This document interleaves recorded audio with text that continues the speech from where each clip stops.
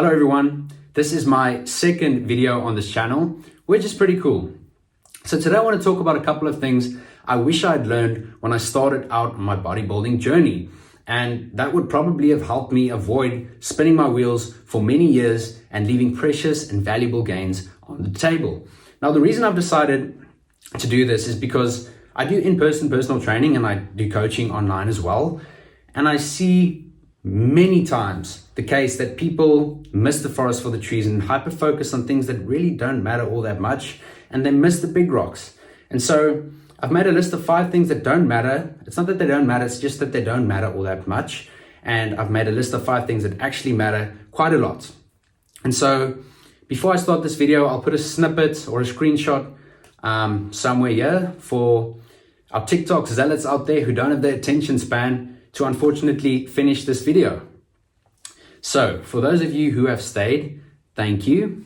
And I'm going to get right into it. So I'm going to start with the list of things that don't matter that much. First, we have your training split. Now guys, the evidence-based crowd, and I would like to put myself in that category, have given the bros a hard time over the years. And the bros, and many good evidence-based individuals will tell you this, have actually gotten many things right, as it turns out.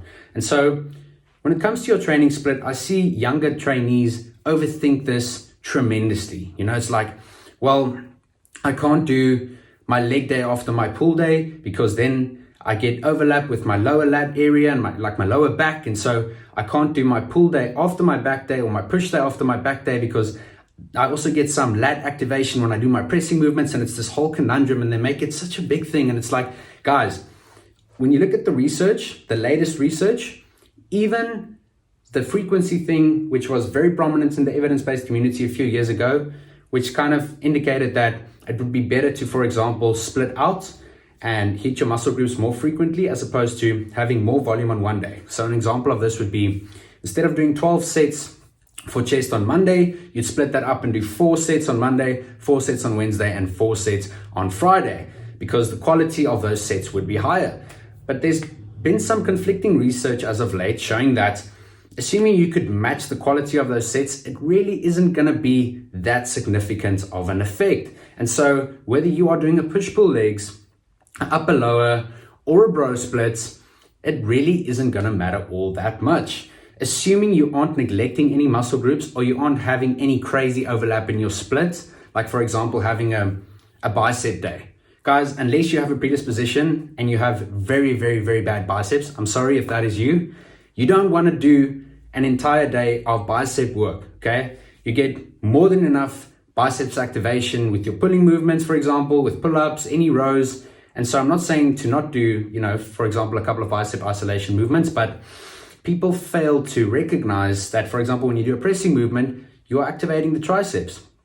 And so you have to be reasonable with this, guys. So the training split really isn't going to matter all that much, assuming those things are in check. Number 2 on the list, we have meal timing. Guys, because I'm in a local gym and I've been at this local gym for a while, it's a bit of a community, we know each other. And so the younger guys especially rock up there with their prep meals and, they have their shakes ready to go so that they don't even wait 2 minutes after their last set to, chuck the pre or the post-workout to get those post-workout anabolic window gains, quote unquote. And guys, meal timing has a place, but it's really, really, really overemphasized, especially in the enhanced community, guys. Now, I'm quite familiar with the research, and when you look at the digestive speeds of any protein feedings, guys, even something that is a fast digesting protein like whey protein, for example, which has a digestive speed or digesting speed of about 10 grams per hour, that still means that an average serving of whey protein, which is about 24 grams of protein, will give you 2 hours of amino acid saturation in the system. And so if you are going to train in the afternoon, for example, and you've had 2 good protein feedings throughout the day, even if that's 2 hours after your last meal, you're probably fine, guys. And so what I mean by this is, don't hyper focus on having your meals pre and post to the point where it's becoming a hindrance and you're stressing about it. Make sure that you have structure and maybe a breakfast, a lunch, and maybe a small pre-workout meal, and you will be fine. A general rule of thumb I like to give my clients is sandwich your workouts with a 5-hour feeding window. So if you are training at 2 p.m., you want to have a pre-workout meal with some protein at around 12, and you want to have your post-workout meal at no later than 5.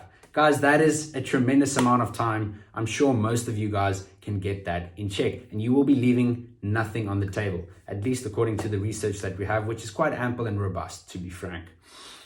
Number 3 on the list of things that don't matter that much: pre-workouts and intra-workout drinks. Now, I'd be a total hypocrite if I said I don't use these. I definitely do, but I see younger guys doing 3 or 4 scoops of pre-workouts, and it's like 150 grams per scoop, and they do like 3 or 4 scoops. Guys, you are so desensitized at that point. You are just undoing your deficit because you have become completely dependent on caffeine, which is actually a drug. And so you aren't even getting an ergogenic effect. You are essentially in need of caffeine just to function normally. And so what I've learned over the years, as I've become more well-versed in the field of nutrition, if you can resensitize and become caffeine naive, caffeine is actually extremely powerful and great. So I try to not use a pre-workout more than 2 times during the course of a week. And in regard to intra-workout drinks, guys, aside from just having it as because you like it, if you are a natural or even an enhanced bodybuilder, maybe not enhanced, but if you are a natural bodybuilding trainee, training 90 to maybe even 2 hours, and so chances that your intra-workout carbohydrate that you are sipping on is completely redundant is very high. And I see this all the time, guys. Resistance training individuals in general severely overestimate the amount of calories that they burn in a resistance training session. Now, there are places for intra-workout, especially if you're in caloric deficit, but if you've had a couple of meals with some carbohydrate prior to your resistance training session, chances are you really don't need that intra-workout carbohydrate. And so, yes, there are electrolytes in an intra-workout, but that is probably even more redundant because, guys, unless you are training in an extremely humid environment, you do not need your potassium, sodium, magnesium electrolytes to replenish your resistance training session. You just aren't losing that many of those salts, guys. It's not an endurance training event. And so I get it makes resistance training fun. It makes bodybuilding more exciting to have a pre-workout and an intra-workout. It's like, oh, glycogen store's full, and like, oh, I'm feeling pumped as hell. And like the pre-workout gets you the tingle, which is also kind of redundant because the beta-alanine doesn't really serve much of a purpose in regard to, potentiating ergogenic effects.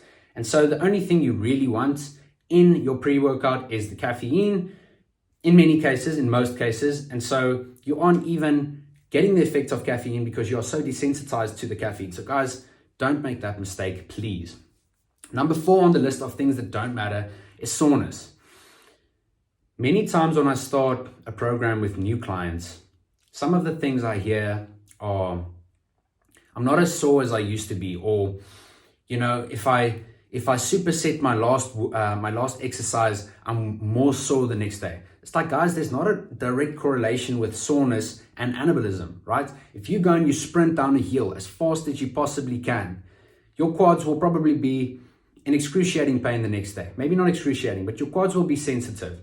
Do you think that is going to be an indication of muscle hypertrophy occurring there? No, that is just muscle damage. Otherwise, all long distance runners would have massive quads, guys. Soreness is not necessarily indicative of muscle hypertrophy, right? Now, it certainly has its place, and a bit of stiffness and soreness after a well-programmed resistance training exercise certainly has its place, but it isn't the end-all be-all. And so soreness, especially if you are chasing soreness religiously to the point where you are supersetting and doing things that don't even look like resistance training at all, just to feel sore, guys, you're gonna have to go and rethink that, okay? And number 5 on our list of things that don't matter that much, super high protein diets. This is a bit of a pet peeve of mine, guys, because I don't think the general resistance training community, especially the younger generation, understands how redundant protein can actually be when you consume it in the amounts that I observe, right? If you're consuming 400 grams of protein in a day and you are 75 pound guy, 75 kilos, don't fact check me on that, guys, it's somewhere there. You are literally putting such a strain on your digestive system and man, I feel bad for the people close to you, because you are going to be gassy and your digestive system is not going to be very happy with you. We know from the research that even as low as 1.4 gram per kilogram of protein per day is more than enough to maximize muscle hypertrophy. And so when people eat these extremely high protein diets, I really feel bad, because carbohydrate is so much more easily utilizable by the body. And another thing is, I see, especially the younger generation, only counting their protein from sources they deem protein sources. And that's ludicrous, guys. General rule of thumb, as far as I know, last time I checked and I had a look at the literature, as long as 50% of your dietary protein is coming from complete protein, so animal proteins in general, you are fine. Amino acids kind of fortify and work their way out. So you need to count the protein in, for example, bread and grains and vegetables. And I've made a quick example for you guys just to get an idea of how easy it is to get enough protein, right? So if you're a 75 kilogram male and you really wanted to maximize, you wanted to say, I just want it to be safe, right? Let's do 2 grams per kilogram of body weight. So 150 grams of protein, right? And let's say you couldn't afford any supplementation, so no protein. You should have eggs in the house, right? So 4 large eggs with 2 egg whites and 2 slices of whole wheat toast equals to 39 grams of protein right there, breakfast. Lunch, 160 grams of chicken breast, which is not a lot, guys. 100 grams raw weight of jasmine rice, and to make it extra broy, 200 grams of broccoli. That's 63 grams of protein, right? For dinner, you have 160 grams of chicken, again, assuming, some of you guys have a budget, you can't buy steak or whatever. 160 grams of chicken, 400 grams of sweet potato, raw weight, and a garden salad. That's another 60 grams. That's 162 grams of dietary protein in a day for your 75 kilo guy who needed at most 150 grams of protein. So guys, protein is very easy to get enough of. Okay, moving on to our list of things that actually do matter, or matter more at least. Routine and being consistent. Now, I can see you guys rolling your eyes. Wow, we didn't know that. Stop stating the obvious, right? It's like, no. Guys, what I mean by routine and being consistent isn't training 5 days a week with the right intensity and having your meals in place. It's 7 days a week, because I see this so often where guys give it their absolute all for 5 days in a week and then let it all go to crap over the weekend. So guys, you can imagine, let's say you are trying to do a conservative bulk, right? And your total daily energy expenditure is around 2,800 calories. And you are being conservative, adding 200 calories to make the math easy, 3,000 calories every day. And so you nail that every day. And the weekend rolls along and you go up to 5,000 calories on Saturday and 5,000 calories on Sunday. You are spilling over, guys. You are wasting your bulk, and somewhere you're going to have to pull back and cut your bulk short or do a mini cut or something like that. It's so counterproductive.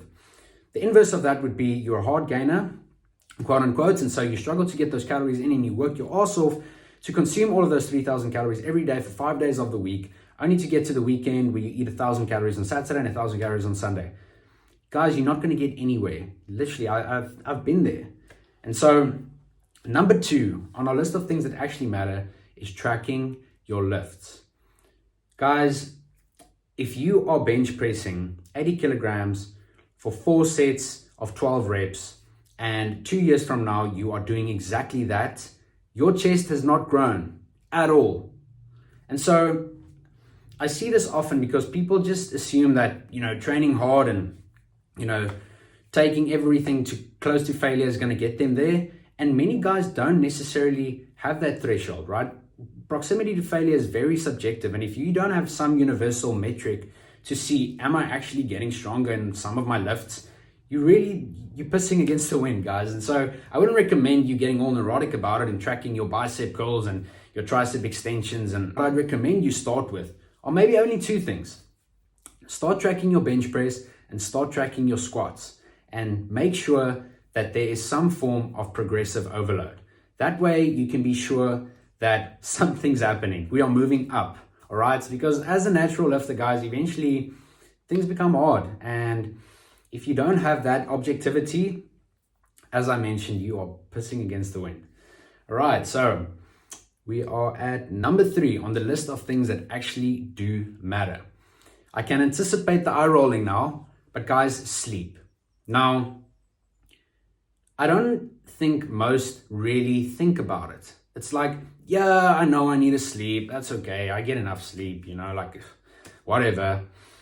No, guys, I'm quite neurotic and I've done a lot of blood work over the years. And if there's one single variable that has had the biggest impact and change in regard to me progressing as a natural bodybuilder, that would be sleep, without a doubt. If you look at testosterone levels, for example, and the relation between sleep and testosterone levels, it's unparalleled. There's nothing that has a bigger effect on sleep. Well, there probably are, but sleep would be up there, right? And many of you guys should know the role of testosterone on anabolism, i.e. hypertrophy or growing muscle, right? Then there are other important effects of sleep. For example, regenerating, recovering, feeling refreshed, having enough energy to do high quality workouts, recovering throughout the night. Guys, sleep is unparalleled when it comes to having something that you have 100% certainty will make a difference. Number 4, creatine. Yeah, some more eye rolling. But guys, hear me out. We know, I don't believe this is even controversial anymore, how amazing creatine is, right? But I see people forgetting to take their creatine. I ask my clients often, you're still taking your creatine? And they're like, oh shit, I'll start it. It's like, guys, there's a reason why there's the infamous loading phase. It's because creatine takes time to saturate the cells. And so if you are taking your creatine very erratically, it's not really going to stay in saturation consistently, right? And you may be leaving gains on the table. It's like, just take your creatine 7 days a week. I've put caffeine in that category, not because I believe caffeine could help your gains, which it probably could if used right, but more the fact that caffeine could certainly have a negative impact on your gains in the sense that if you're going to bed caffeine induced, your brain is awake, guys. Your REM sleep is compromised significantly. We know this from ample research and brain image studies showing that going to bed whilst being caffeine induced significantly reduces your rapid eye movement sleep, so your REM sleep that you get. And so what many people fail to understand is that caffeine actually has quite a long half-life, right? So what this means essentially is that if you take 300 milligrams of caffeine at around 5 p.m., by 10 p.m. tonight, there's still 150 milligrams of caffeine in your system. And so bad sleep, no testosterone, grogginess, not having replenished energy and feeling good, so your quality of your workouts are going to be bad. Testosterone is low and it's the snowball effect, right? So don't go to bed caffeine induced. And so we get to our last one on the list of things that actually matter. Your body fat percentage, guys. Now, most of these things are assuming you are in a gaining phase or you're looking at trying to build muscle. So in a deficit, there are some nuances, but guys, this one is extremely important in a gaining phase, especially to my younger guys who want to try and stay lean for Instagram and TikTok and all these things. Body fat percentage. Guys, as I've mentioned, I've had a lot of blood work done over the years, and I've tried to control for some variables, and I've did my own little tests and try to figure out, what is optimal and what is not. And I can tell you guys for sure, if you are not a genetic freak who feels amazing at single digit body fat, which most of us by definition aren't, you are not going to net anything by trying to bulk from 7% to 11% and from 7% to 11%. Guys, I'd rather, and this is just a hot take, you stay at 20% body fat and maintain, so eat at maintenance and train hard, and you'd probably gain more muscle that way than bulking and cutting from 7 to 11. What you're doing at that stage essentially is gaining body fat and losing body fat, and gaining body fat and losing body fat. It's simple, right? And so what I'd recommend is push out of your comfort zone, guys. Embrace the fluff. It's taken me years, and there's a reason why many evidence-based practitioners, in fact, many natural bodybuilding enthusiasts bulk. Matter of fact, I think all of them do some form of bulking. And so I'd like to end the video there, and I hope you guys learned something. I would appreciate it if you guys could give the video a like, subscribe, leave a comment. Fuck, I hate saying these things. And the support is much appreciated, guys. Thank you.